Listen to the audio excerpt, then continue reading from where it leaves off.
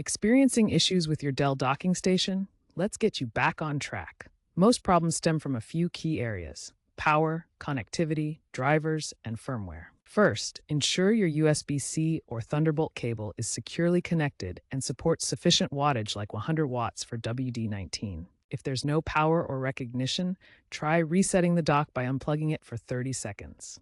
Then, check your laptop's BIOS settings for Thunderbolt security configurations. Display problems? Verify resolution settings in Windows Display Settings and update your graphics drivers. For USB peripherals not working, test each port individually to rule out cable defects. Audio or network issues? Ensure the dock's NIC is enabled for Ethernet and check HDMI or USB connections for audio. Remember, regular firmware updates via Dell Command Update are crucial.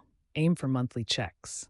This systematic approach will resolve many common docking station problems quickly. Still having trouble? Dive deeper with Dell Support Assist for hardware scans. Outdated drivers are a major culprit, so use Device Manager to ensure everything is up to date. If you're using a WD-19TB, watch out for overheating. Ensure adequate ventilation and consider a firmware update. For MacBook Pro integration failures, try toggling the macOS Allow Accessories to Connect setting. Looking ahead, expect more AI-enhanced docking with predictive maintenance, wireless solutions, and universal standards like USB 4 2.0. These trends promise greater compatibility and ease of use. Stay informed by consulting Dell's support portal and user forums for model-specific advice.